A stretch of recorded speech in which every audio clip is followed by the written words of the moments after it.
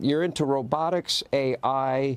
You are working with Neuralink so the blind can see and people with spinal cord injuries may one day walk. You help people in North Carolina. You help people in California when they have no communications. And I watch all of this and I have to ask, why?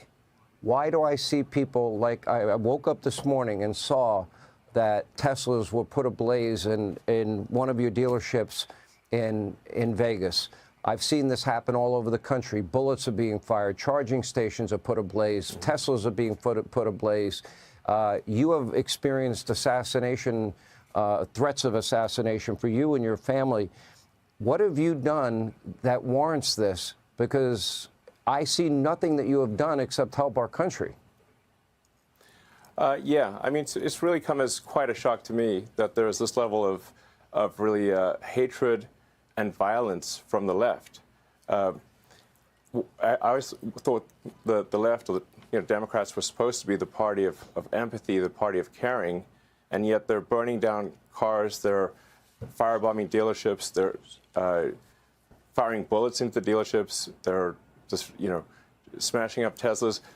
Tesla is a peaceful company. We've never done anything harmful. I've never done anything harmful. I've only done productive things.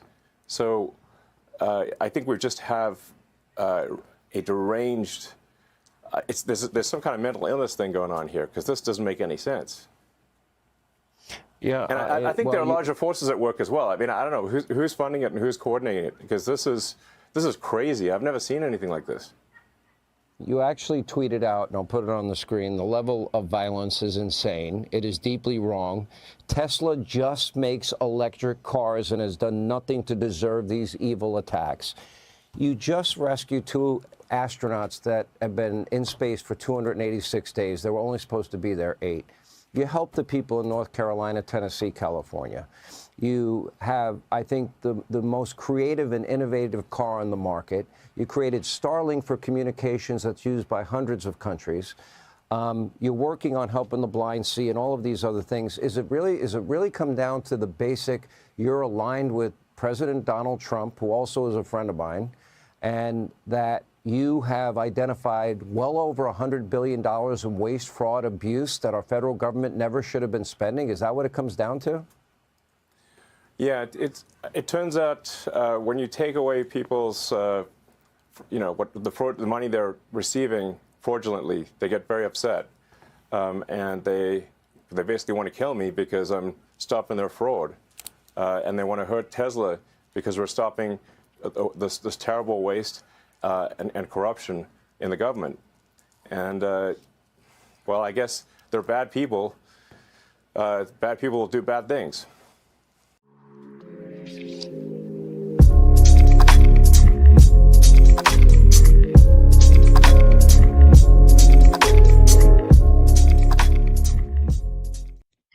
Well, hello there. Thank you for joining me today. While I'm working on this big mafia file, I want to interject this show about Elon Musk because I have a bunch of new information to share with you. I spoke in the last show about empathy. Um, I don't know about anybody else, but I do feel empathy for these people. There, I've said it. And I believe that's what separates us from these psychopaths is our ability to have empathy and to have a conscience over our own behaviors. Psychopaths do not have a conscience, nor do they have any kind of empathy for what's going on. But people will say, well, how could you say that? Because they did all this and blah, blah, blah, blah, blah, blah, blah. Yeah, I agree they did all that. Look who you're talking to. I've been documenting it all. But that does not mean that I want my behaviors to merge with their behaviors. So, today is going to be a very graphic show. I do not have any intention to soft pedal things, but nor will I make it exploitative. There is a lot going on, and I'd like to also make a disclosure. The person or people I will be speaking about, I have had contact with one of them, and full disclosure, there's a woman, Kathy Fox, who writes the Fox blog, and that blog is about this kind of thing, the Illuminati and the bloodline thing and the MK7 and all of that. I have communicated with Kathy in the past. It was recently in the last month or so, and she wrote a review about my book and shared it on her blog, oh, I don't know, the last few weeks. But I did not discuss what I'm going to be talking about today with Kathy at that time. I recently found this person named Jessie Serbot. I'm sorry if I cannot pronounce her name. Jessie Sabota is Zebotar. So I will just be calling her Jessie for now. For a while, Jessie showed up online under the name of Jane. Jessie was born into an Illuminati ancestral lineage and chosen at an early age to be the successor to her maternal grandmother, who held the position of Queen Mother of Darkness in the Illuminati. And I will put a link to my show that I did about the Mother of Darkness Castle down below. So, this is Jessie's story. She's telling the story of what happened with her when she was a child. But first, let me get started. I discovered that Kathy Fox had also written an excellent article about Elon Musk. And the article will all be linked down below. I have so much down below for you to take a look at. So, anyway, so here's the article. Elon Musk is bloodline. Not only is he bloodline, but he is the very inner circle of bloodline, brought up and trained for a specific job in the end times that we are now a part of. Two whistleblowers, to my knowledge, and this is Kathy speaking, not me, have already come forward that have said this of Elon Musk. One is Shalom Girl, who was house girl to the Musk, so she evidently worked as a house girl in the Musk family. Shalom Girl states that when she was a child, Elon was called Elon, Elyon, which she says in Hebrew means God, God Most High. Shalom Girl also says, I was told that Elon would lead the Great Deception. She adds, Jesus said, Be not deceived, many world come in my name, go ye not after them, the time draws near. Shalom Girl once asked one of Musk's friends if Elon was the Antichrist. She replied, No, but he will present the mark, and when you see him do that, excuse me, no, but he will present the mark, and when you see him do that, the Antichrist will take the stage.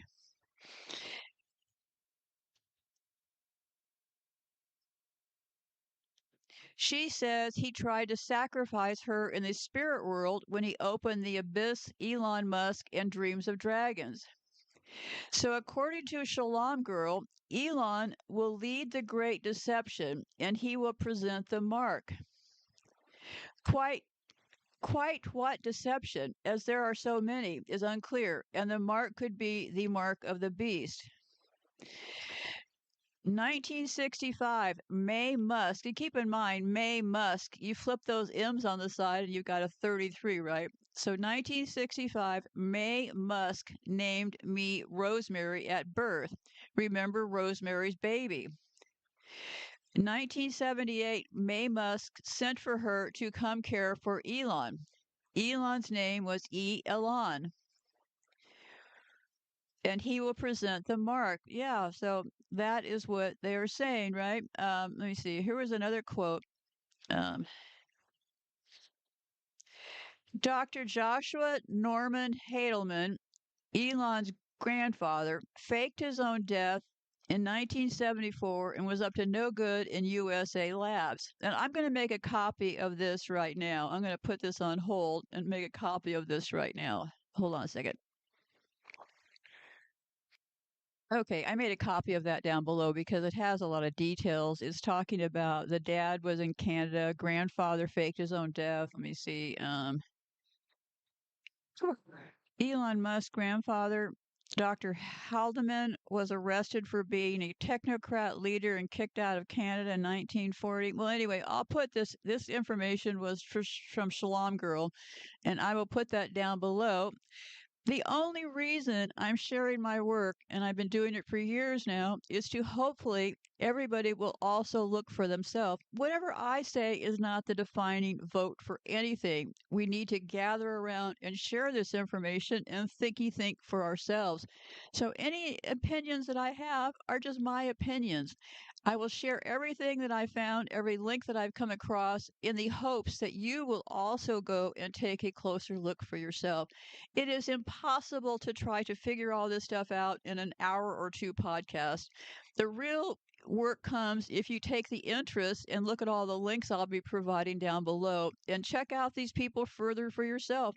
Just because I think they're okay, I'm not saying that you have to think they're okay. So let me get back over here. So where was I? Oh, here I was.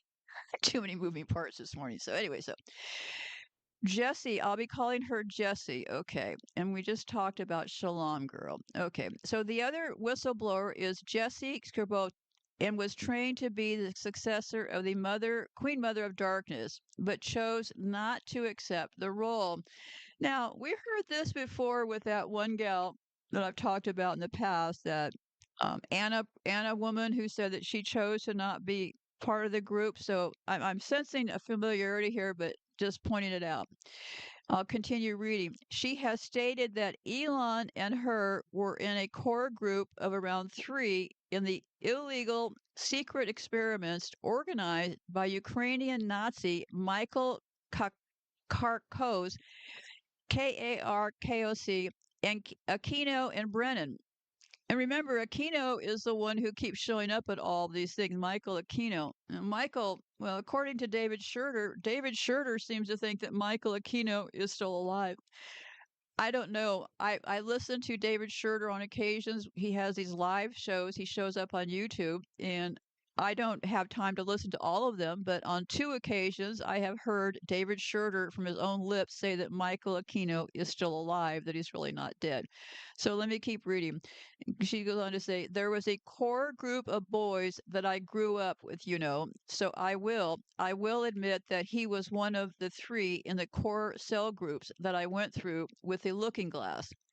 He was also involved in the Star Wars Now projects with us, so he went through the same training with, the Nazi gentleman Kharkov, as well as with Aquino and Brennan with me and my training partner. So yeah, there's this high level involvement there, very scientific minded. It did not surprise me when I found out that he was heading up Space Force or bringing forward a lot of the pro technology that would it advanced projects that connect into the spiritual world.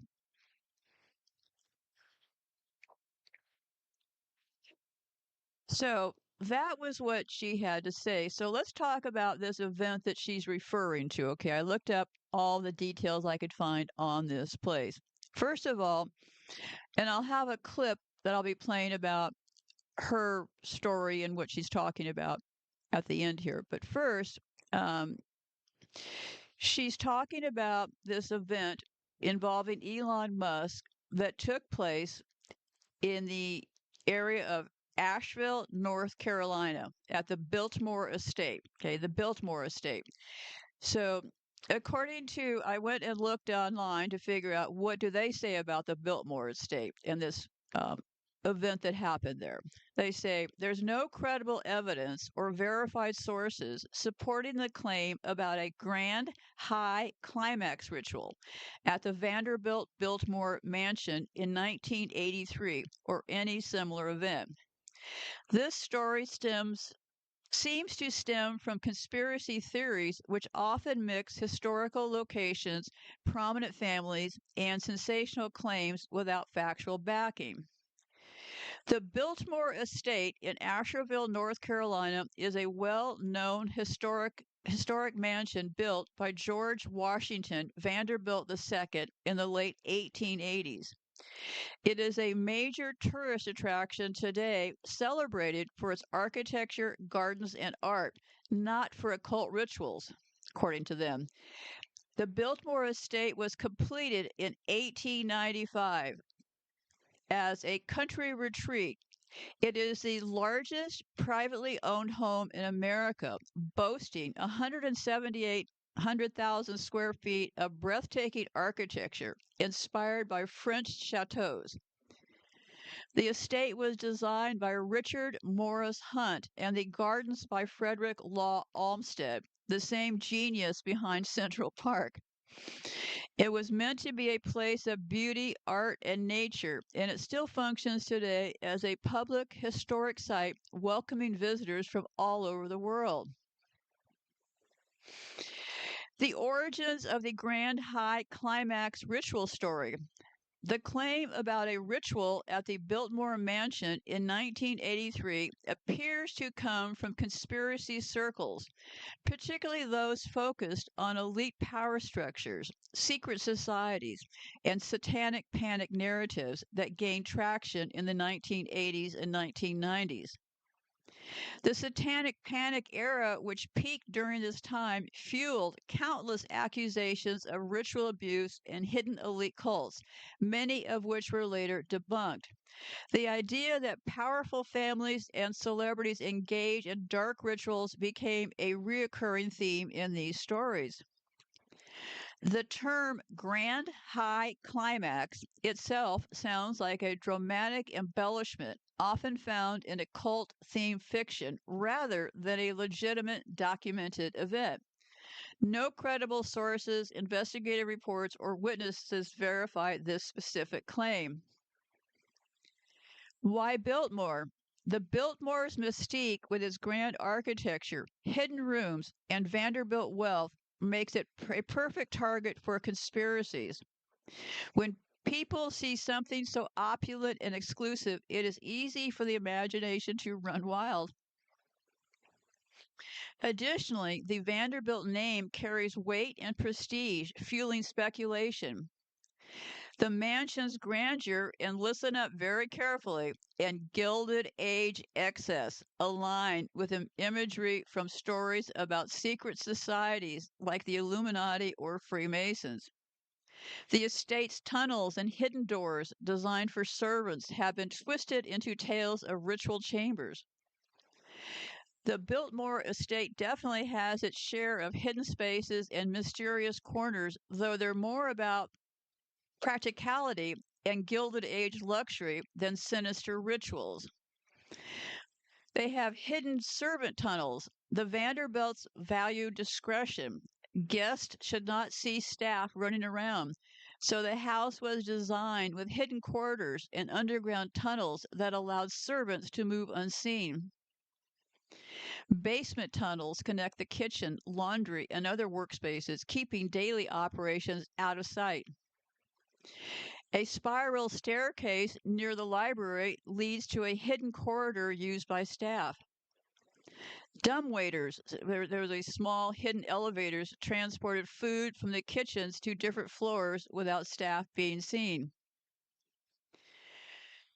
The library's hidden passage. The Biltmore's library holds 22,000 plus books, but the coolest part, there is a hidden door behind one of the bookshelves. This secret passage leads directly to George Vanderbilt's bedroom suite, allowing him to retreat privately without walking through public rooms.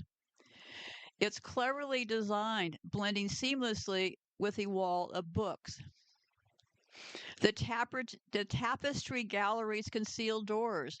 The Tapestry Gallery, a 90-foot long room lined with historic Flemish tapestries. You hear that word Flemish? Hello, Belgium.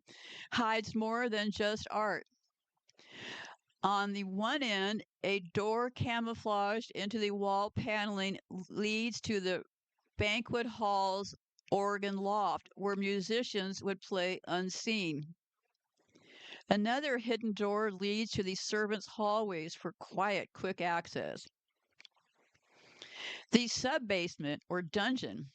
Okay, not a dungeon in the medieval sense, but the Biltmore's sub-basement has a dark, eerie vibe.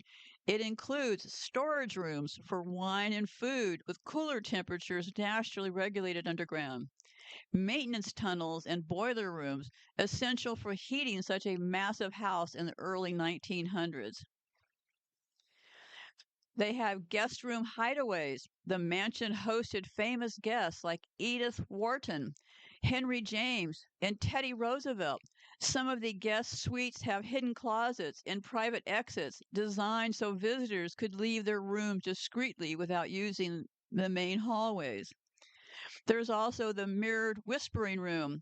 There is a long-standing rumor about a whispering room, a spot where you can speak softly in one corner, and someone across the room can hear you perfectly. This kind of architectural trick exists in other historical buildings, but no one's confirmed which room in the Biltmore has this effect. The legend lives on. And I wanted to ask another key question. Remember, the Gilded Age, they took over and installed electricity. This is where the murder plot got started. So I asked, did the Biltmore estate have electricity? And the answer I got was yes, the Biltmore estate was ahead of its time and built with electricity from the start. Now we have another date, right, when the takeover really kicked into gear. When construction began in 1889, George Washington Vanderbilt II wanted the mansion to showcase cutting edge technology, and that included electrical wiring. Bing, bing, bing, bing, bing. The estate officially opened on Christmas Eve, 1895, and it had fully functional electric lighting. It was designed with Edison's input. Vanderbilt hired Thomas Edison's company to design and install the electric system. The Biltmore was one of the first private homes in America to have indoor electricity, an extravagant feature for the time. It had both electric and gas light features in case the electric system failed, which wasn't uncommon back then. The estate had its own power plant, a generator located in the sub-basement to supply electricity independently. This was crucial because Asheville, North Carolina at the time did not have a reliable electrical grid. The estate featured modern electrical appliances like electric lights in every room with over 1,000 light bulbs, electric call bells to summon servants, an electric elevator, rare and luxurious for a private home in the 1890s. Refrigerator rooms powered by electricity to keep food fresh.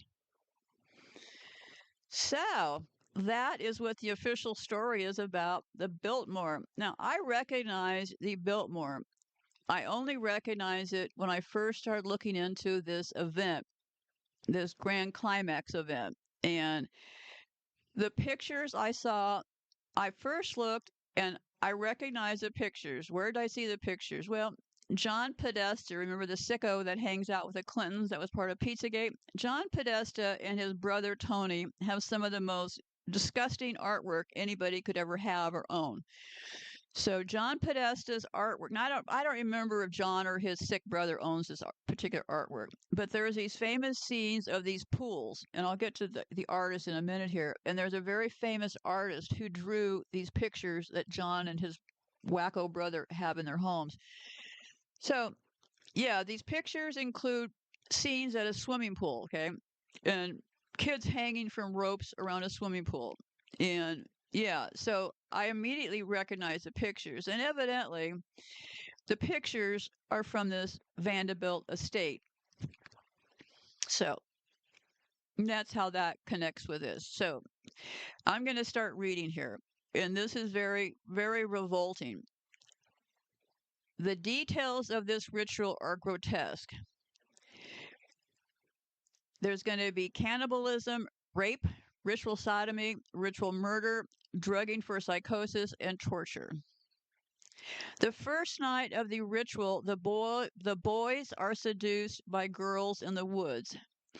The virgin boys are released into the wooded areas to wander, and the girls are released to walk through the forest, acting like sirens or fairy creatures to seduce as many virgin boys at age 12 as she can.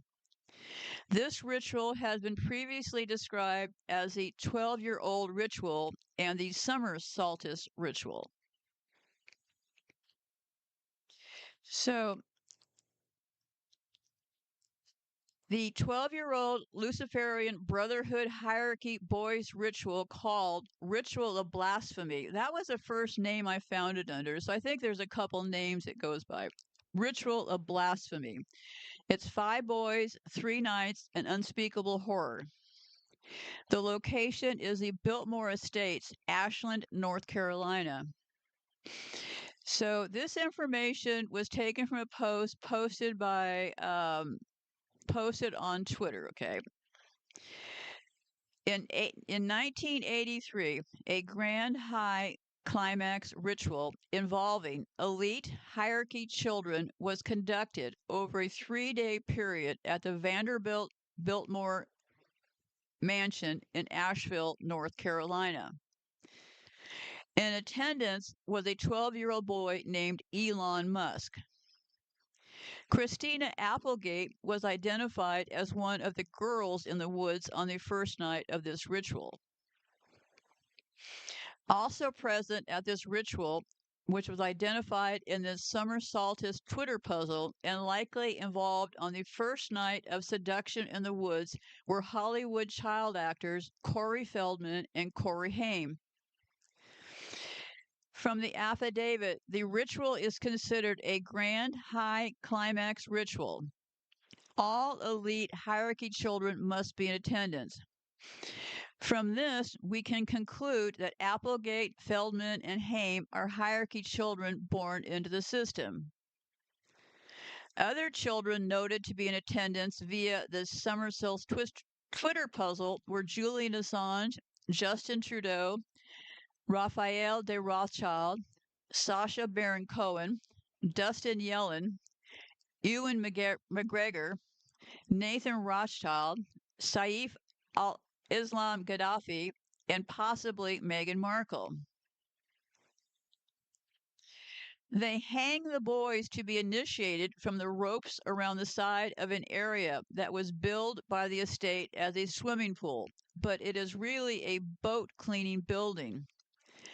They are hung something akin to this art represented by Bijan, and this is her name, and I will make a copy of her name for down below. Bijan Djolek, Djudjevic, and I'm going to put this on hold and add her name down below.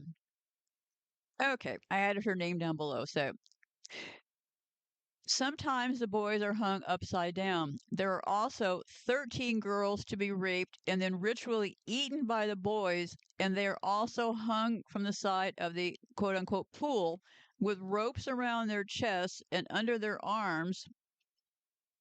I put myself on hold and forgot I was on hold, so hopefully this will make sense. So, you'll have to excuse me. When you get radiation, and this is my 3rd year of winter without using any heat in my home, and I must say it has made things stabilize, not get worse, but not get better. And the radiation is starting to tip away at my head a little bit, and I'm having some problems with organizing thoughts at times. So you'll have to excuse if I appear like I'm a little bit more confused than usual. So I'm going. So they give them the shots to. So, anyways, I've done shows about this adrenochrome and all of that, and I will post links to the adrenochrome down below. So let me read this final piece. In an affidavit dated October the 2nd, 2021, Jessie Sabokat, sorry, I can't pronounce her name, Jessie Marie Sabokat, carefully set forth the details surrounding the ritual, which she said she attended when she was 5 years old, along with her 5-year-old training partner in the system. They say that they were called hierarchy children, which is the term used by the system for children selected to perform an ongoing role in the system. Which are, excuse me, says they call the other group of children they're calling expendables, which are unimportant children that are now throwaways used for rape, torture, cannibalism, and organs until they die. And they also said Douglas John Kilrush Mysaki, MYSEC, is also known as Lucian Graves. Lucian Graves is different than Michael Aquino, and I just realized I'm getting them mixed up. So this Lucian Graves guy was talking about this stuff. But I'm going to leave that alone because I think I've said all I'm going to say about Elon Musk. Yes, I do believe very much that Elon Musk went through this event as a young child. I also believe that this is all being hidden for a reason, right? It must be very complicated as a child. And please understand, I'll repeat this one more time. I have empathy for anybody going through this kind of a procedure. That does not mean that I'm all of a sudden, hey, Elon's really a good guy. I think we've misunderstood the situation. Not even close. I would knock their lights out the first chance I got. I would be the first one to be yelling to take them down, but I'm not advocating for any kind of vicious violence. I am just saying it is possible, if you are not a psychopath, that you would feel empathy for any child being dropped off for any reason at some kind of a camp or whatever they wanted to call it and being rushed around through the woods. They really seem to like this theme of children rushing around the woods because, when YouTube recently went and took down a couple of my shows, and they did it by hand. It wasn't the bots that took down these shows. It was somebody, and I'll tell you why, but somebody went through and took down 3 shows that were specific. Let me see. They took down the show that I had about chasing kids in the wood, the show that I did about Hansel and Gretel. They took down the show about adrenochrome, drinking the blood, and they took down one other one. Can't remember what other one, but what I'm saying is that they have a vested interest in taking this stuff down, and they also have a vested interest in making a few of us want to appear like we're crazy, right, for even reporting on these things. I do not feel for a second that Jesse, this Kathy Fox woman, I don't think any of these people are crazy, okay? I've had enough contact, and it's been limited with Kathy Fox, who's been reviewing all of these things with this Jesse person, and I haven't seen any red flags. So let me tell you what I have down below for you to take a look at. Kathy did a whole series of articles, Kathy in the Fox blog, about Elon, his bloodline, and then also the 5 child trafficking networks. That's all laid out. And there's some articles by Jessie from her. She did another interview over on Odyssey called "My Training to Become a Mother of Darkness" feature.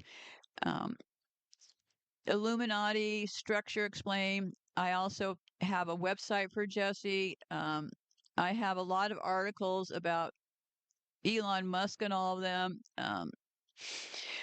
Why are Elon Musk heavily taxpayers subsidized business turning to prison labor? Yeah, this stuff with Elon Musk is just getting more insane by the minute. I mean, he's not only taking away people's jobs and bragging about it.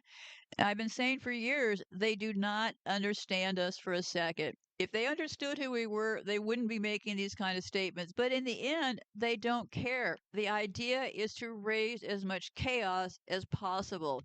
And that is their goal in this whole thing, to destroy the rest of us. And while they're doing it, to create a lot of chaos. So either be part of the chaos or part of the solution is the way that I'm looking at it. So I'm going to be playing this clip now, and it's a pretty interesting interview. And Jesse did this interview, and it is called, she explains this circuit of things. The interview is called "Illuminati Structure Explained by One Chosen as a Mother of Darkness." So I will be playing that clip, and then I have a special message from Trump at the very end that you might enjoy. And nothing is hiding, all right in front of us. All we have to do is looky, right? So be safe out there, and goodbye for now.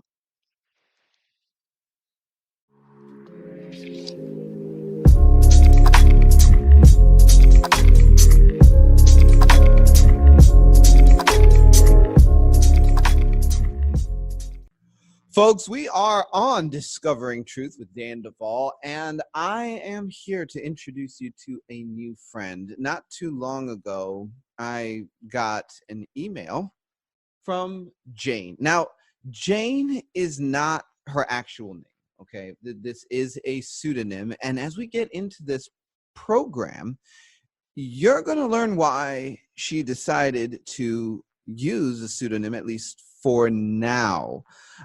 And her story is absolutely incredible. And she is well, party to a lot of very high level satanic stuff, because she was born into it. And she has since escaped and committed her lives to helping others, and in the process has one of the most remarkable recollections of what actually transpired in the cults during her time of involvement through her childhood. And so, I'm going to let her introduce herself, because unlike many of my other guests, I haven't actually had the opportunity to work with Jane. And so, all I can say is, Jane, welcome to Discovering Truth with Dan Duvall. Thank you, Dan. I appreciate it. Well, I appreciate your bravery, Jane, and I'm going to let you get started, because I'm still getting to know you.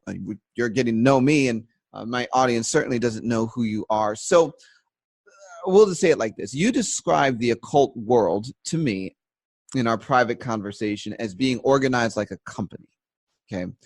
And Yes. you have a deep understanding of this system. So before getting to the system and letting you explain that to us, I want you to give us as much of your background as you're comfortable with. Help us to understand why you know what you claim to know. Well, my story really starts with my mother. As you said, we were born into this and come from pretty much a very high level in the Illuminati. So I'll just come straight out and say I have relatives who are actually the mothers of darkness. And so I was born into that, and was trying to think where to go here first. I'll maybe start with my mother. When she was 18, she tried to run from this by joining the military. And she grew up thinking that she was crazy, because that's what our family had told her. And they really downplayed any memories that she had. Anytime she questioned the system or what was happening, they would just tell her she was crazy and very imaginative and things like that. But there was a lot of trauma that she had experienced. And so at 18, she joined the military, and there she met my dad, who was not a believer. And they got married, and shortly thereafter I was born. And we'll skip a little bit to then when I was 2. Basically our house pipes froze in the winter, and we had to move in with my father's brother. And he and his wife were Christian and began to witness to my mother without knowing any of her background or history or anything her family was involved in. And they started taking us to church. And I can remember the very first time I went, I was only 2. And there was this little old Mexican woman named Lily, and she sat me on her lap and opened up the Bible and read to me the story of John the Baptist. And I remember when I heard the words, get ready, Jesus is coming, my heart just leaped, and I knew it was true.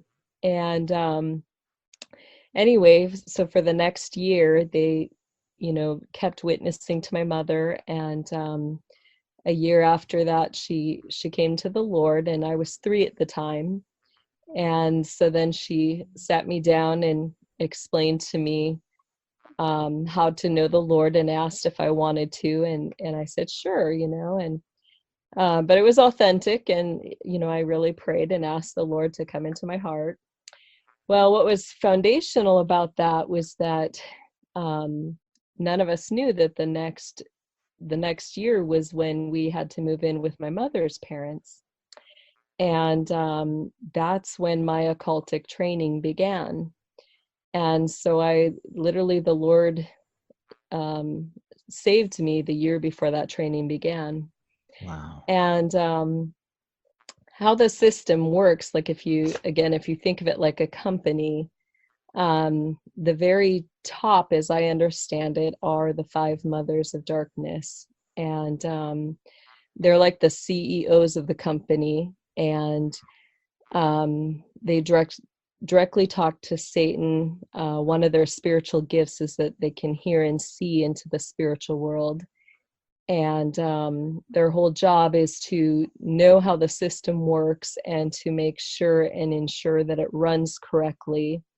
And then they also do the spiritual gift testing for individuals and decide which positions people will go into if they're selected for the Monarch programming. I'll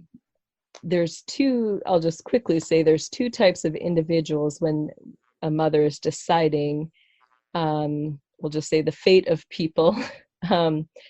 You have and these are their terms, not mine, but they've got the individuals that they consider the expendables. And those are people who, in their mind, don't have the spiritual gifts that they desire to connect to demonic spirits, to fulfill the roles and positions that run the company. And the other ones would be what would be considered the hierarchy children, and these are the ones that are chosen to go into the Monarch program. So underneath the mothers, you have the brides. Can I just pause there? All right, so folks, first of all, she's actually going to slow walk us through as she understands it, the way things work. I want to ask a few specific questions about the Mothers of Darkness before we move on to the next tier down. So you say there are 5 Mothers of Darkness that you're aware of, and you're over here in the United States. Now, many people are aware of a castle in Belgium called Mothers of Darkness Castle. What is the relationship between the Mothers of Darkness, you, and your experience and that castle? According to my experience, that particular castle is not the real Mother of Darkness castle. That would be what we would call the Grand High Priestess castle. And a lot of times the Grand High Priestesses are also called mothers because they are in charge of overseeing the different quadrants, whether internationally or in the United States. So those castles are specifically used for different ritual ceremonies that only involve those levels or higher. That particular castle is used when, like, say recently, Gloria Vanderbilt, who was a Grand High Priestess for the East, passed away. So there was we'll just call it a witches' battle among high priestesses for her position. So that battle took place at that castle underground. That actually just happened a couple weeks ago, and the new successor took her position. They're also used, like the real Mother of Darkness castle was used to do prep for future rituals or ceremonies that only the mothers are privy to, or for the ritual when they're selecting their protectors or assassins, they have an arena underground where the assassins will fight for top positions. There are, I will also say, sometimes it is used for training in the sense of about 4 to 8 times a year, people in the hierarchy who are those levels will meet and will do specific training, like learning how, like I was there to learn how to open up spiritual gates, things like that. So, Jane, you're saying to us that the Mothers of Darkness Castle, as it's called in Belgium, is actually fake news. It's not the real one. In fact, according to your experience, that is a Correct. place where grand high priestesses meet, and the Yes. real castle is somewhere else. Correct. Wow. Well, you also told us that some of the Mothers of Darkness responsibilities include talking to Satan, knowing the way the company or system works within the Illuminati and the occult holistically, and also doing these gift tests. Now, before we move on, are there any other responsibilities that these mothers carry? Those are their main ones. They are the ones that, as you get into the different quadrants, each mother is responsible for overseeing a quadrant both internationally as well as in the US. So if there's any problems in that quadrant, or usually the chain of command would go straight from Satan to these mothers to whoever is underneath them in that quadrant. They're basically, Satan runs the company and they oversee the running of that company as he desires it to be run. Wow. Now, you said that just recently, as early as just a few weeks ago, there was a witches' battle in the Yes. basement of the Mothers of Darkness Castle for the position that you said Gloria Vanderbilt Yes. had. Wow. Okay. Can you talk a little bit more about that? And for those that, I mean, because there's going to be people here, they're listening to you. What is a witches' battle? How do they make this? There's actually different types, but this one, the main witches battles are done for positions in the hierarchy. So there's so many positions for each of the different, we'll just call them tiers of the company for right now. So Grand High Priestess is a pretty high position. Underneath them, you have 8 high priest and priestesses. And so when a Grand High Priestess dies, all 8 of those high priestesses under her are eligible to fight for that position. And whoever wins becomes the next Grand High Priestess. The other thing is sometimes they just, if they decide, one of them decides they want to usurp another one, they will call for a battle. And in those battles, they will fight each other almost to the death and will steal not only that person's position and power, but they're also fighting for their demons. And the demons are what gives them the power, essentially. But it then means that they also have control over all the demons who have been aligned with this, former individual. That's probably the best way to explain it. Wow.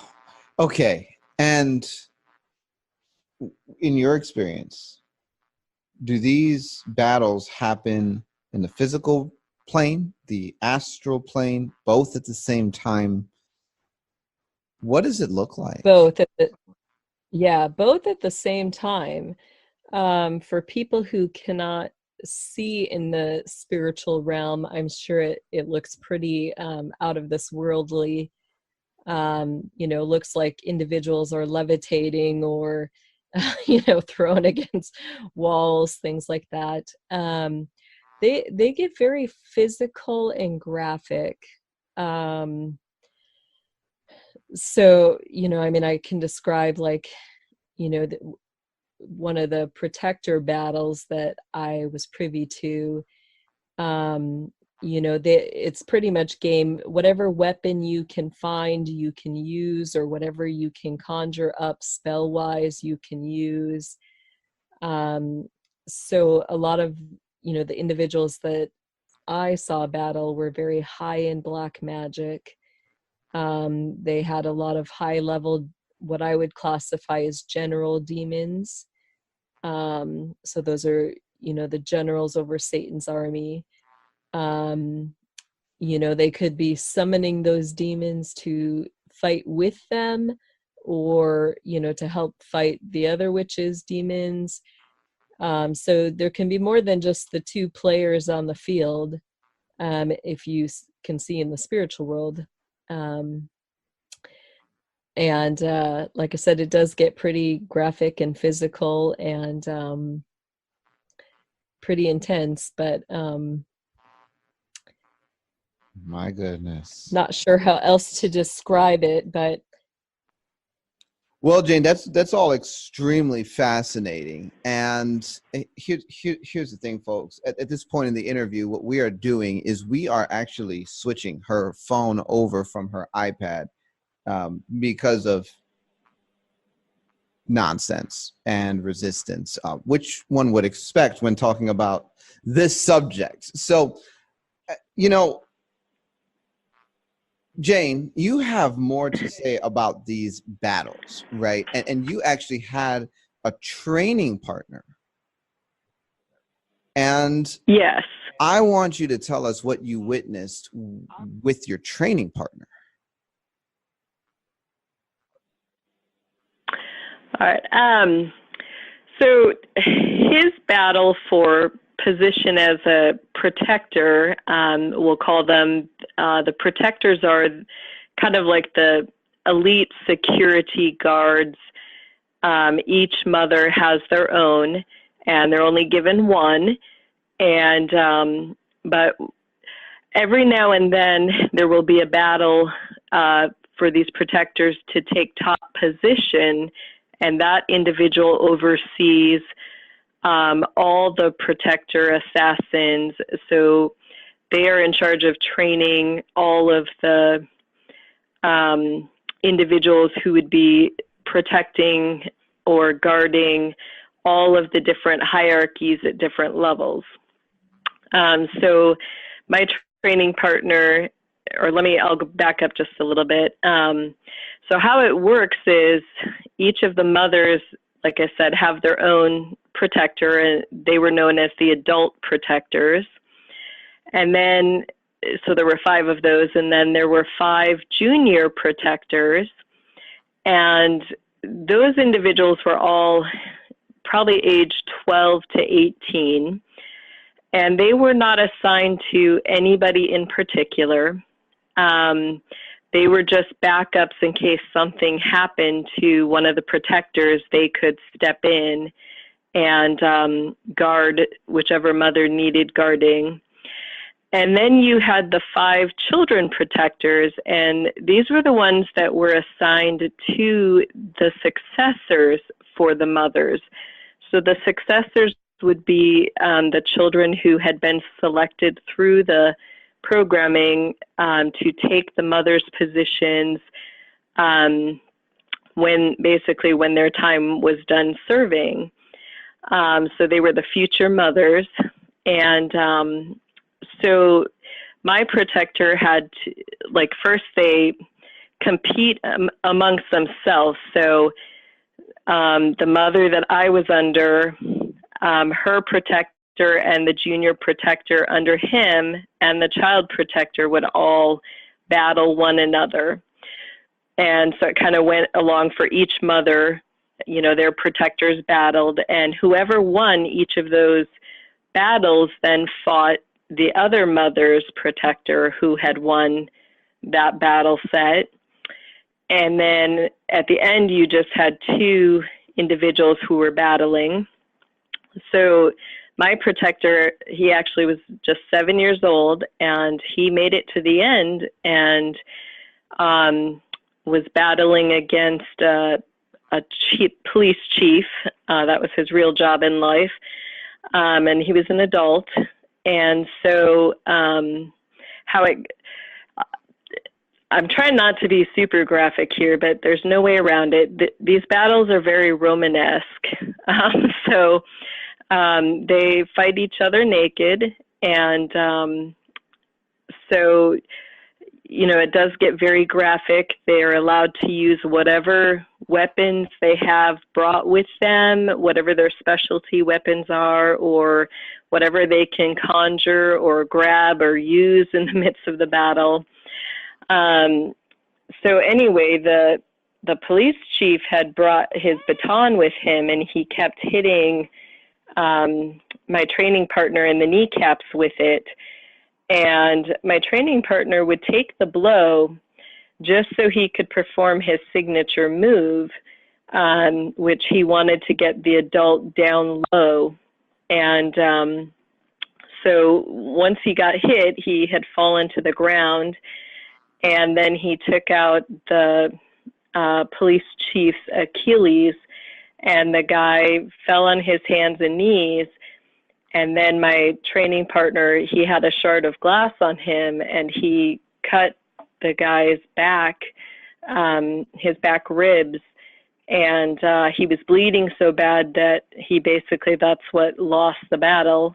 They had to stop it so that they could do some black magic healing so he didn't die. But then my training partner at age 7 became the head protector for all the mothers of darkness. So now, folks, you're probably thinking what I'm thinking. This interview is about to get real. If this was your training partner, then what were you doing? what was I doing during that battle? Well, or in general, within the cult, like what was your grandmother training you to do? If you can go, because you kind of stopped your story at the salvation moment at 3. Right. Praise Jesus, because now you're here. And so there's a redemption in all of this that who knows if we'll get to in this interview. But then at 4, you start this training. Your partner by age 7 is taking out a grown man for a protector role for the Mothers of Darkness in the Illuminati. Where does that place you? I was selected to be the successor for the Queen Mother of Darkness.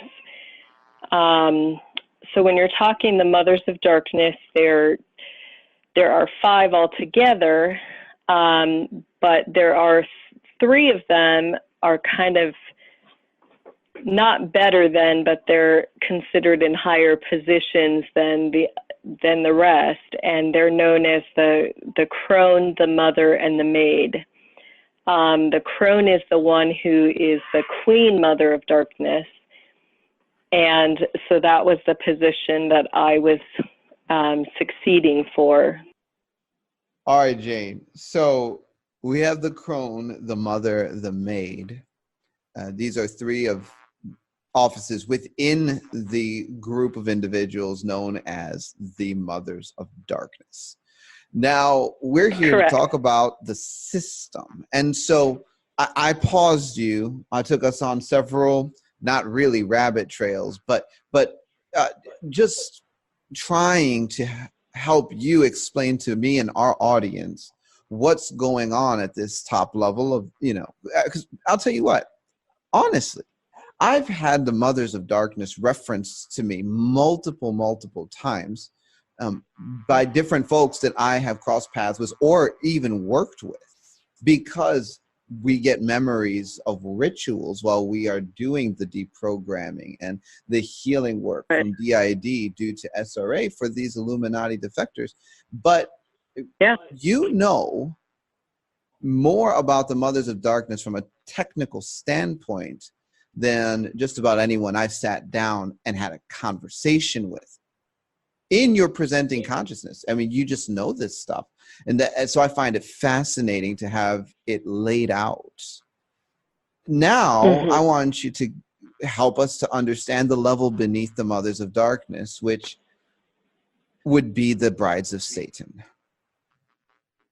So the brides of Satan really don't do anything in regards to the system, in the sense that they are not in charge of anybody. They don't oversee other individuals, nor do they have to respond or report to other people who are higher than them. Their whole purpose and job is to ensure that Satan is happy and to, make sure that whatever he desires happens. The only thing that they may do is if Satan has an individual that he is interested in making a bride, he may put some of the brides in charge of wooing or luring that person into the system. And then they would kind of become like it'd be like an apprentice type position where they would oversee that individual and kind of sponsor them into a bride of Satan position. So other than that, there's really not much else that they do. I would liken them very much to being kind of like Satan's, his wife, candy wives in a way. They're supposed to look good, represent him, but that's about it. Some of them do once in a while participate in some of the witches' battles, but it's pretty much a rigged thing. If they're participating, they win. But the other demons, if they win other people's demons, those demons then have to be loyal to these women, but it really doesn't gain them any more hierarchy or power within the system. So most of the time when they do participate, it's kind of just for fun and games. Or if they're training their apprentice underneath them that they're going to sponsor, then they may do battles with that individual to teach them how to fight or protect themselves using demons and magic and witchcraft. But that's kind of the extent of it. They're pretty much untouchables within that realm. Okay. Now you talk about the Sisters of Light. Who are they and what is their role? The Sisters of Light, there are 13 for each quadrant, both in the U.S. as well as there would be 13 for each quadrant internationally. And they could best be described as the Illuminati's elite security team. They're different from the protectors and assassins. Their job is solely psychological or spiritual warfare. So all of their fighting is going to be done in the supernatural, versus the protectors and assassins fight both in the spiritual and the physical planes. so the Sisters of Light, you know, they're the ones that a lot of times are coming against Christians or churches or defectors. And the way that they're going to do that is through demonic oppression and spiritual warfare, whether it be by disease or plagues, you know, hits on your finances, things like that. Now,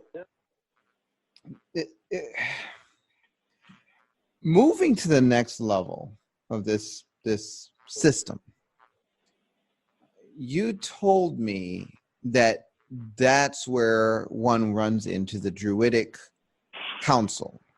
Now, first of all, I'm just going to ask this question. What is the Druidic Council? Is it the same thing as the Satanic Council, or do you perceive a difference? And then what's the role? Okay. According to my experience, yes, the Druidic Council and the Satanic Council are the same thing. A lot of individuals who, like, part of their cover would be as the Bilderberg conference. And so within that council, you have a wide range of individuals. It varies depending on quadrant, and their positions are called seats. And so the number may not be the same for each quadrant and the individuals who represent it. But their job primarily is to receive instruction from the mothers, and then they would give that instruction to the grand high priest and priestesses in the quadrant they oversee, and then on down the chain. A lot of them are, with that seat, they are given positions of power in their cover lives. So a lot of them are, you know, businessmen or bankers. A lot of them are, you know, on the United Nations or the European councils, different groups like that. And so it could be, you know, political position. It could be a big business position, or, you know, they run, you know, trillion-dollar companies, things like that. As well as you have each of those quadrants is going to have some of the different bloodline families who sit on those seats. So a famous one would be, you know, the head of the Rothschild family or the Van Dyne family. They all have a seat within that council. So that would be the Druidic Council. Where do the lords, as you described them, fit into this? What are the lords? Yeah, so these people who are on the Satanic Council could be compared to the lords of the land.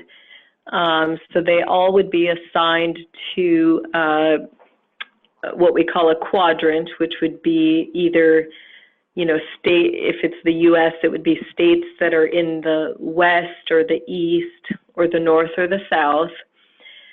And then each of those individuals would be assigned a territory within that quadrant that they specifically oversee.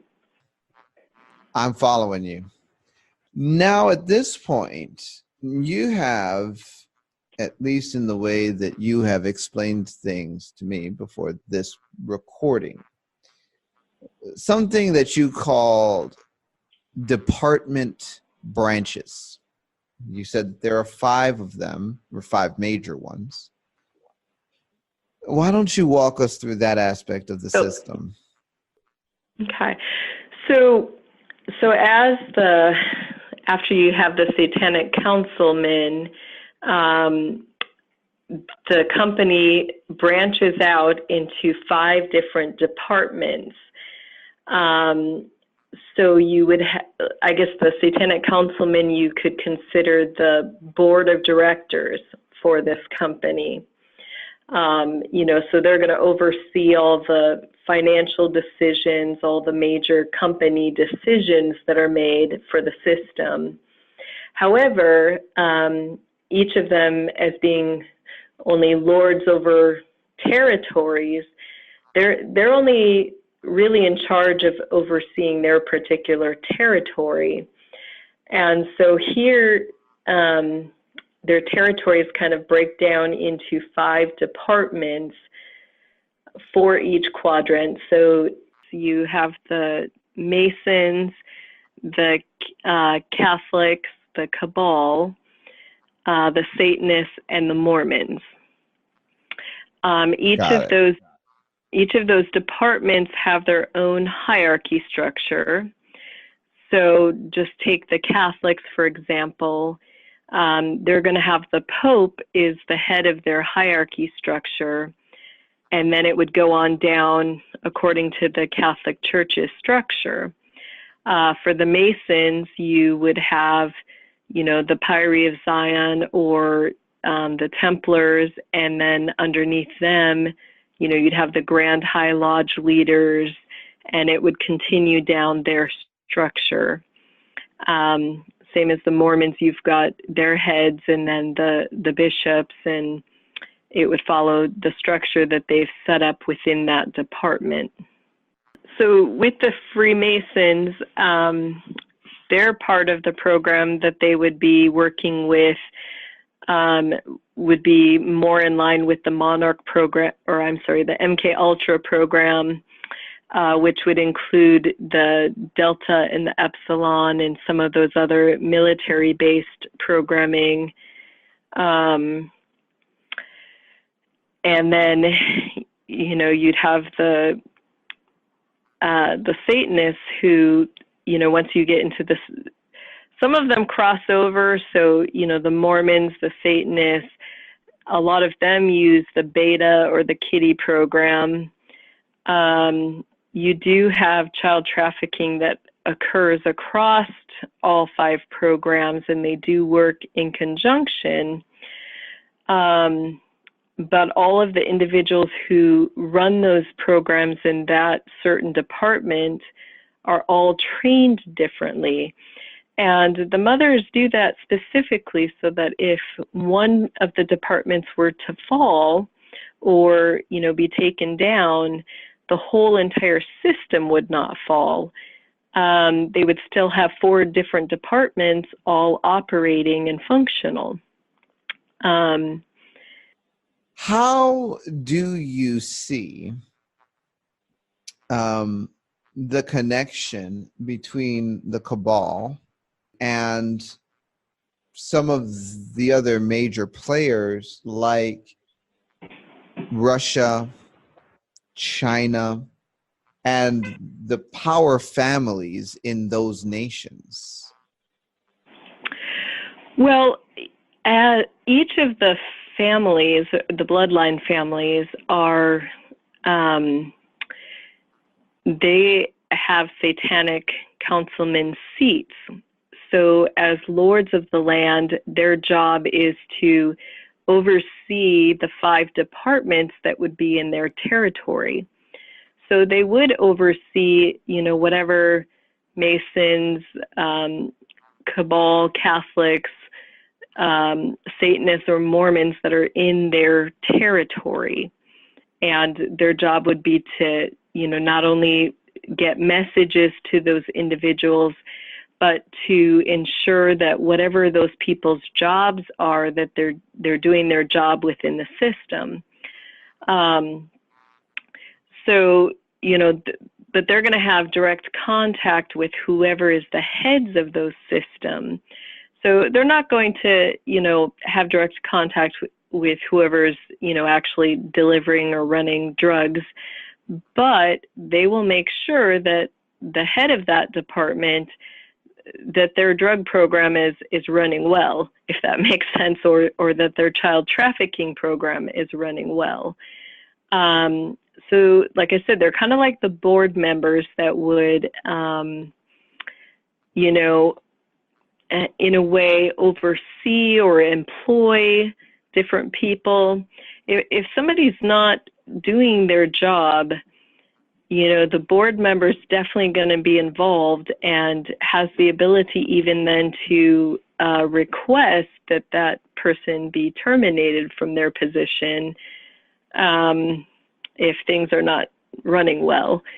The same thing with if, you know, somebody will just say breaks or is not taking well to the programming, then it's that councilman's job to, you know, let others know and to get that person out of the position, to put them in kind of, we'll call it fake counseling or whatever that person needs to make them feel like they're getting help.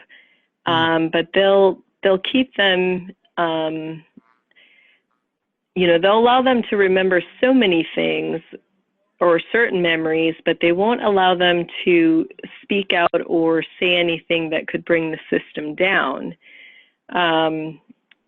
You know, everybody kind of has this underlying job of making sure the system is not found out or discovered, and to keep quiet whoever tries to bring forth truth about the system or how it works. So, you know, even in the bloodline families, you'll see, you know, sometimes they will reprogram people, which is worse than the initial programming. With the programming, kind of how it works is, if you think of like since we're going with the business theme, if you think of a file cabinet, that's how they see individuals. So let's just say this individual has like 3 drawers in this file cabinet. In order to access those, or each of those drawers, let's say, has files in it, and the files contain memories, mostly of traumatic experiences. In order to access each drawer, each of those drawers have a key, and those keys are demonic spirits. And so you have to get past the demonic spirit in order to access the files that are in that drawer. Once you get past that spirit and you get the drawer open, then you have all these files, which again are memories or traumatic experiences that this person has gone through. But in order for that person to remember those experiences, they have to open each of those files. And each of those files is also guarded by a spirit, usually lower level spirits. And so they have to get past each of those spirits in order to access each of those memories or to remember the traumatic events that they have experienced. So there's where a lot of the, you know, spiritual warfare comes in for people. So when you have somebody who, what the system would call broke, like, let's just say, if they took the program well, okay, then pretty much they're demonic spirits that are in charge of all of those files, and those drawers are what is controlling that person and their thoughts and their mind and their memory. Mm-hmm. But if that person is not in line with those spirits or is fighting them, then the system considers them broken, and they may, you know, re-implement training, which training is, you know, or reprogramming, you know, and pretty much what that means is that they're going to try to get higher level demons to connect with that individual to gain control of them, or they're going to, may delete some of those files or memories and put fake memories, and see if the person can handle that, and put, different spirits in charge of those memories. But basically, when someone has a problem with the program, it's because there's not a good spiritual connection between them and whatever demonic spirits they're linked with. When you get into the higher levels with some of the general demons, those demons are usually not given too many people that they literally connect with. And, that gets back into some of the mother's job. The mother's job is to ensure that through the spiritual gift testing that they do, that child's gifts line up with whatever demonic spirit they're connected to. When you get to the general demons, those demons are very harsh and brutal. They basically tear people apart from the inside out. So there's very few people, usually if you're given a general demon, you just have that demon. You don't have a large amount of demonic spirits that you are connected to. You would just be submitted to that one spirit, and you have a very special position then. Most people who have the general demons, usually mentally last at most 10 or 15 years before they just can't take the demon anymore because it literally destroys them. But other individuals who have lower level demons are more prone to have multiple or mass amounts of demons coming and going through them. They could be like into a funnel or a channel, where the demons can come and go as they wish. You've talked about us being like portals or our spirits being like realms. I would say that's a very great explanation of exactly how it works. That we're just like this, building that hosts these different spirits that can come and go as they wish. Yeah. Well, so, I don't know. This is the thing. Go ahead. What you're saying is exactly what we run into, because in the process of getting people inner healing, it's like we get to a trauma, then we have to blow something up, right? Some kind of entity. We have to take apart some kind of program, some kind of subconscious structure. This stuff can get very fancy. Once the spiritual warfare and the deliverance is resolved, then we can get to the root of the pain and bring the healing power of Jesus to that brokenness. And so in my ministry, have not been able to, I can teach advanced deliverance and inner healing as separate classes, but in practice, it's back and forth and back and forth. And so, what you're saying is exactly what we look at. And so that's really well put. Now, here's the question, Jane. The question that everyone is asking is, okay, we all know how controlling the Illuminati is and how much they oppose people breaking protocol and exposing them.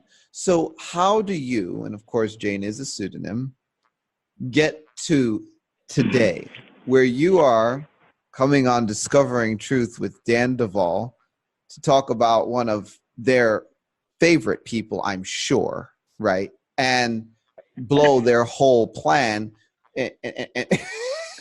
How do you get here, Jane? Well, that is absolutely the miracle and the power of God.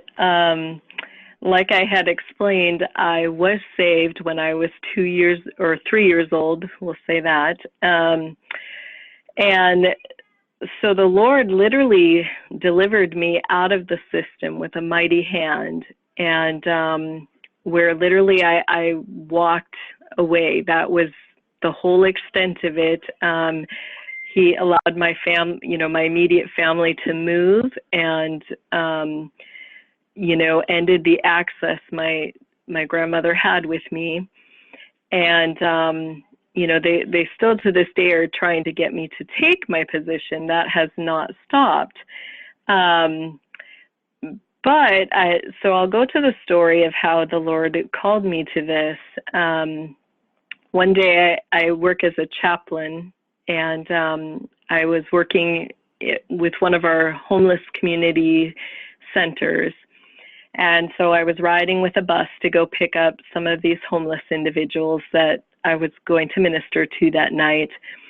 And as I'm in the bus, the Lord just very clearly said to me, you are going to be sharing your story, your testimony.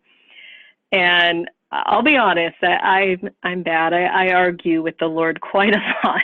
And I said, well, Lord, there's a problem with this plan. And the problem is that, they've promised, that if I ever tell, that they will kill my whole family in front of my face. And I really don't want to, I've seen all the ways that they kill people, and I really don't want to watch that.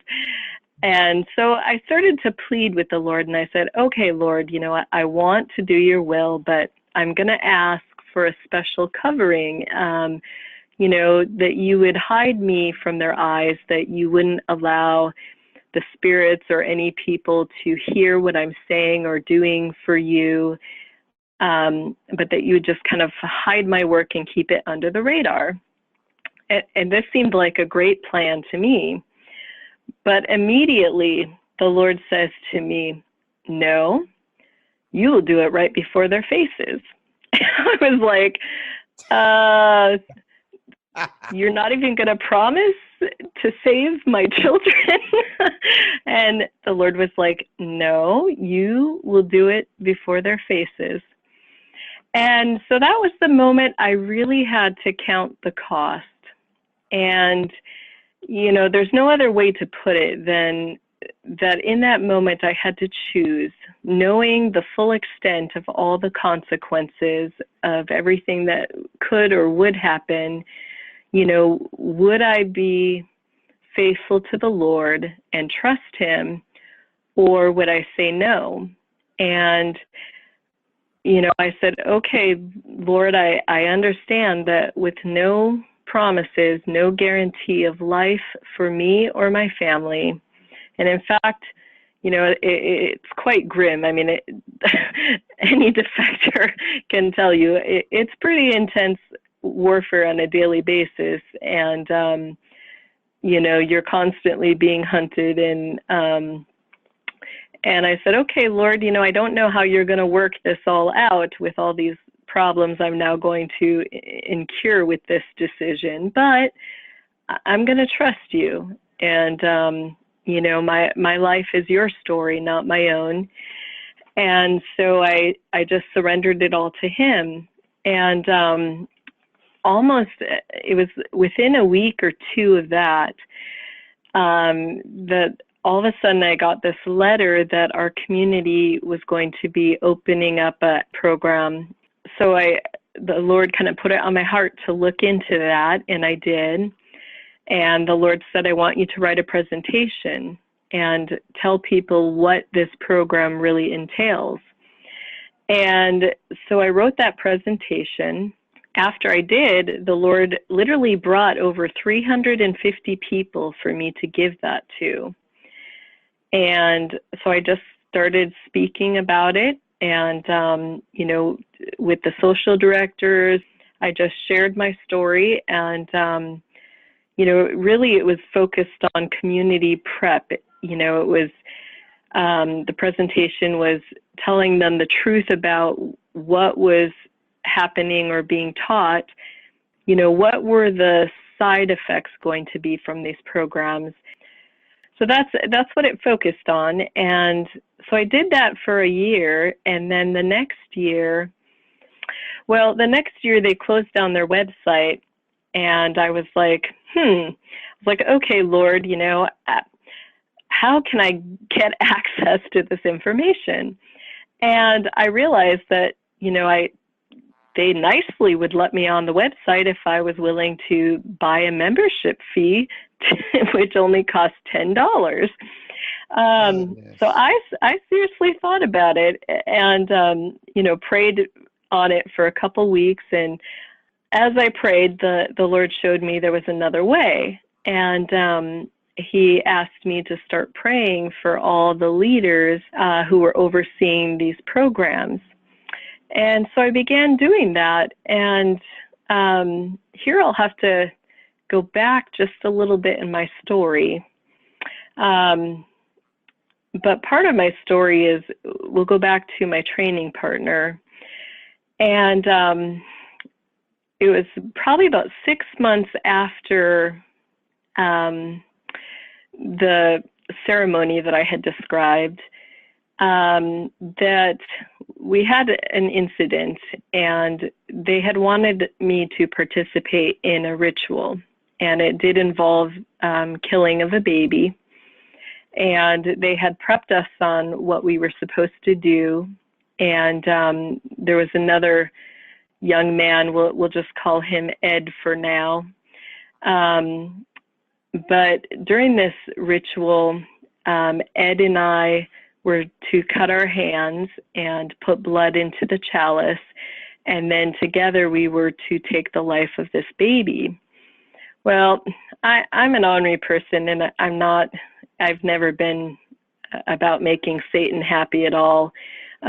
So, you know, I just really was not into this at all. And so Ed did his part and, you know, put his blood in the cup. And then, you know, my grandmother took the dagger back that we were to cut our hands with, and, you know, she presented it to me, and I nicely took it like a good girl, like I was supposed to. But then instead of cutting my hand with it, I chucked it right at her face.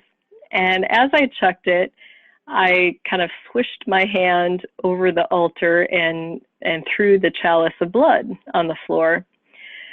So the big thing about this is that with Satan's rituals, they have to be perfect. If they're not perfect, if anything goes wrong, all hell breaks loose, and Satan gets very angry and will basically torture and beat up whoever is at fault for this. I thankfully never got that because I belong to the Lord. So instead of me getting punished, he had to punish my grandmother, which I'm not trying to gloat or anything, but, you know, it was one of the few things that kind of made me happy in that world growing up as a kid. And so my grandmother, knowing that she was going to get punished, was really mad, and she already many times had attempted to kill me and wanted to get rid of me.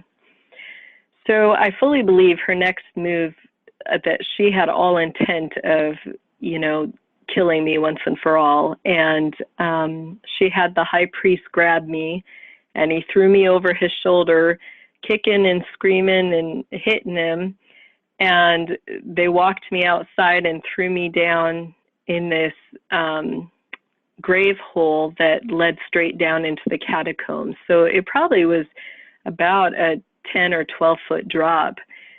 And they threw me in this hole and covered it up and left. And so as I was sitting there in that darkness, the Lord, I'll just describe it as I saw it, but I suddenly saw this man walking towards me, who it was like this fire of light surrounded him. And I knew it was Jesus. And he reached out his arms and picked me up, and he carried me through the catacombs and carried me to this door. And when we got to the door, there were two things that he said to me. He said, "You have to go back out there." And the next thing he said was, "Ask me what you desire of me." And I know I still to this day don't know how I understood what that question meant at that age. But I knew he was just saying, "Ask of me what you want." And I simply said to him, I said, "Lord, I want them all to come out." And so the Lord opened the door, and I didn't know that it was actually like a secret door that led right back out into the sanctuary where we had just had the ritual, but that's where I ended up.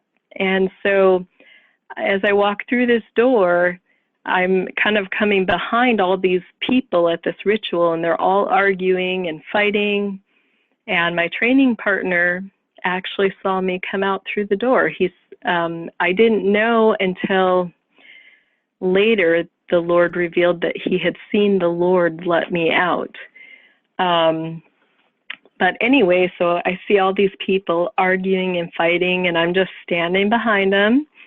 And suddenly, one of them notices me, and they all just turn around really shocked. And the high priest, had this real quizzical look, and he said, "How did you get there?" And I said, "Well, the Lord let me out the door." And he got really angry and very violent, and he was like, "Don't you dare lie to me." And I said, "I didn't.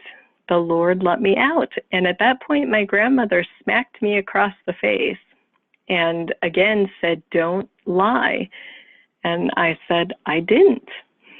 And I think to this day that they honestly thought I astral projected out of that catacomb. But I didn't lie to them. That was how I had gotten out.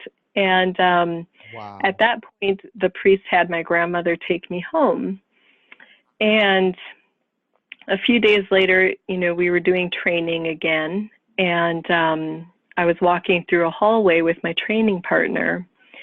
And he all of a sudden, I'll kind of go back a little bit, but he always was very gentle. We didn't talk a lot when we had to do combat training or other things. It was a lot of nonverbal communication between us. So we could just move a finger or just touch a pinky to the other person's hand, and we knew, what we were supposed to do. So I was used to that very, gentle communication between me and him. And as we're walking through this hallway, he suddenly grabbed my wrist, and it scared me because he had never, ever done anything like that seemed, remotely aggressive. And right after he did that, he shoved me against the wall and kind of pinned me against it. And he got his face really close to mine, and he said, promise me if you get out that you will get me out too." And I told him I promised that I would.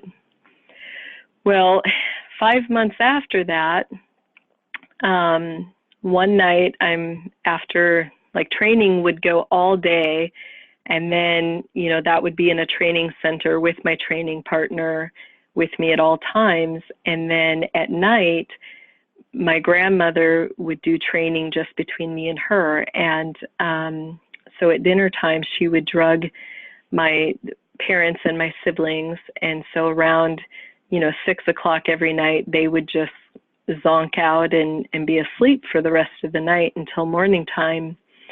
And so from 6 p.m. until usually around 2 or 3 a.m., it would just be nonstop nighttime training between me and her. And so she was doing this training, and afterwards, I'd get like maybe 3 hours of sleep a night, like from 2 a.m. until 5 a.m. And so she had let me, go to bed, and I don't think I was asleep very long. And the next, I never fully fell asleep. But the next thing I know is she's literally dragging me out of my bed and down the stairs, and she opens the front door of the house and shoves me out the door. And as soon as I got out on the porch, like, I could hear the noise of this fire, and my training partner's house was on fire. And I took off running, and I can remember the fire department was already there, but they weren't doing anything. A lot of the neighbors were there. All these people in our neighborhood were involved. So, everybody was just standing around, and I was looking for my training partner and his little brother and asking everybody, where is he? Where is he? And nobody could give me an answer. And all of a sudden I hear this banging on an upstairs window of his house, and I see him. And I went running for the front door, and literally these two big firemen caught me and held me back. And I brutally fought with these men, trying to get loose, and they would not let go of me. And I watched as the house with my training partner went up in flames with him in it. And so for 34 years, in my mind, his death was the only one that I ever took responsibility for. Anyway, irony of ironies, as God works. As the Lord, 34 years later, called me to pray for these programs, the Lord told me he wanted me to start praying for these leaders. And so I didn't even know who they were. And within a week, the Lord had given me all of their names and pictures of their faces. And the head one we'll just call L. I started praying for him and really interceding.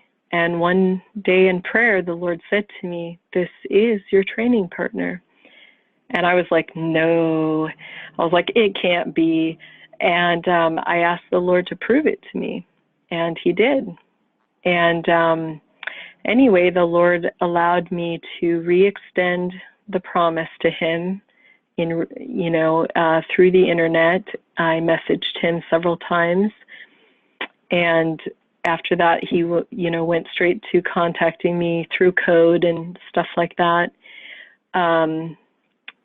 But that was part of the amazing part of the story, is that the Lord kept that promise of that little girl all those years ago, and allowed me to re-extend it to him. He still, is, we'll just say, he's a work in progress. We're still praying for him and the stuff that he has to do right now. But that's kind of how I got into the stuff I was working with. And with that, I'll add, it was in researching some of the different satanic things going on in my own community that I came across trafficking trails.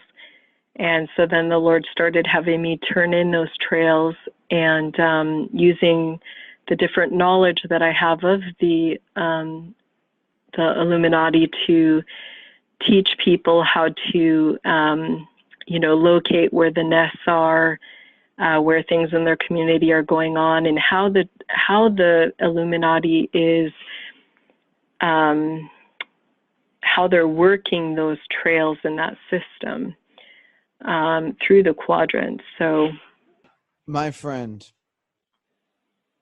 I'm praising God for you, and I'll tell you what, we're going to be praying for your training partner. We have a lot more to talk about, Jane. Yeah, a we do. whole lot more to talk about. But this is the end of this episode. So, folks, look forward in the future. You're going to be hearing some more from Jane. I promise you that.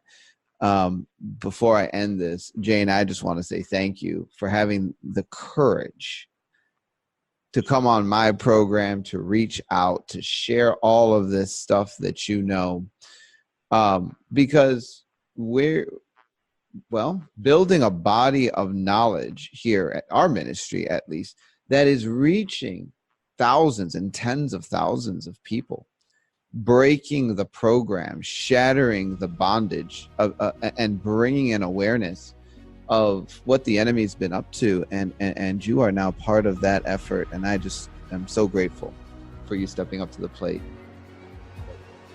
Thank you for having me, Daniel. It has been a pleasure. Amen. Well, folks, Jane is a pseudonym. I am not going to be giving any contact information or website or any of that, so you're just going to have to settle for what you get and look forward to the next round. So until next time, God bless and Godspeed.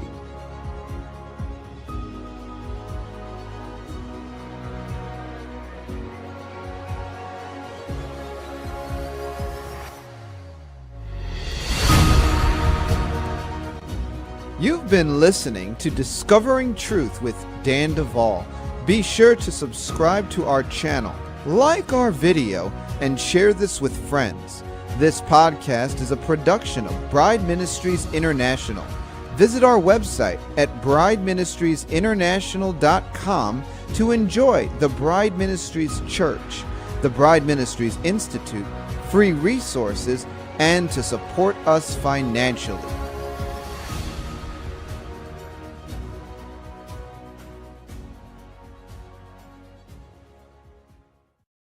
Who has heard the poem called The Snake?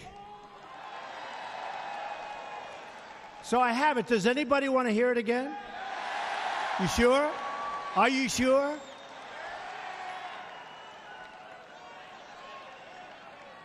Okay.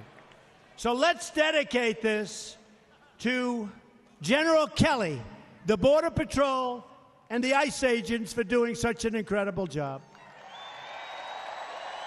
Right? This was written by Al Wilson a long time ago. And I thought of it having to do with our borders and people coming in. And we know what we're going to have. We're going to have problems. We have to very, very carefully vet. We have to be smart. We have to be vigilant. So here it is, the snake. It's called The Snake. On her way to work one morning, down the path along the lake, a tender-hearted woman saw a poor, half-frozen snake. His pretty-colored skin had been all frosted with the dew. "Poor thing," she cried, "I'll take you in, and I'll take care of you." The border.